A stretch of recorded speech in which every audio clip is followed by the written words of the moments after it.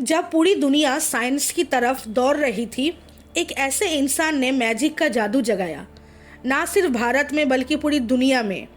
उनका नाम था पीसी सरकार। एक मैजिशियन, एक शोमैन और एक सांस्कृतिक योद्धा जिन्होंने जादू को एक कला बनाया। आज की कहानी है एक ऐसे इंसान की जो जादू से सिर्फ चमत्कार नहीं, बदलाव लाया। ये है स्टार जर्नी और ये है कहानी भारत के सबसे बड़े जादूगर की। Don't forget to like, share and subscribe, क्योंकि ये सिर्फ कहानी नहीं, एक सफ़र है। प्रोतुल चंद्र सरकार का जन्म हुआ 23 फरवरी 1913 को टांगाइल नाम का एक छोटे से गांव में, जो आज के बांग्लादेश में है। बचपन से ही उनकी दुनिया अलग थी। जब बाकी बच्चे क्रिकेट या कबड्डी खेलते, पीसी सरकार किताब से मैजिक ट्रिक्स सीखते। उन्होंने छोटी उम्र में ही डिसाइड कर लिया था उनका मिशन होगा मैजिक को एक सम्मानित प्रोफेशन बनाना। और सोचिए, उस समय मैजिक को एक सर्कस या मेला की चीज़ माना जाता था, पर पीसी सरकार का ड्रीम था magic should be on international stages. उनके पिताजी चाहते थे कि वो इंजीनियर या लॉयर बने। उन्होंने मैथमेटिक्स में ग्रेजुएशन किया, लेकिन उनका मन बस एक ही चीज़ में था, जादू। रात के अंधेरे में वो मैजिक प्रैक्टिस करते, नए ट्रिक्स बनाते और अपने गांव के बच्चों के लिए फ्री शोज़ भी करते। स्लोली उनका नाम छोटी जगहों में फेमस होने लगा। लोग कहने लगे, ये लड़का तो सच में जादूगर है। ब्रिटिश रूल के समय पीसी सरकार ने मैजिक को देशभक्ति का जरिया बनाया। उनके शोज़ में वो नेशनलिज्म को प्रमोट करते।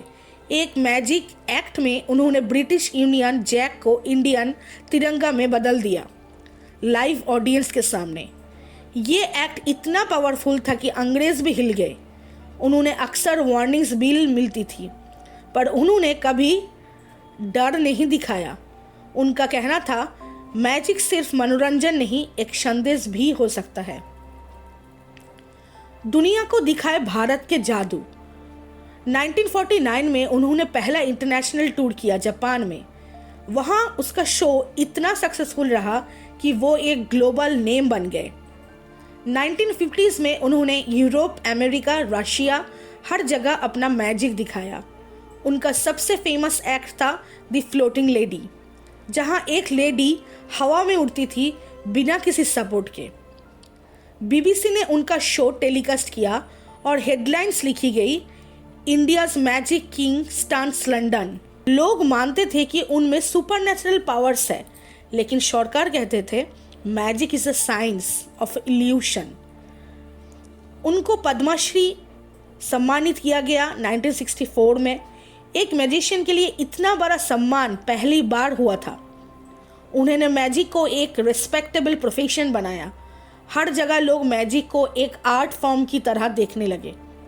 1971 6 जनवरी उनका शो था जापान में।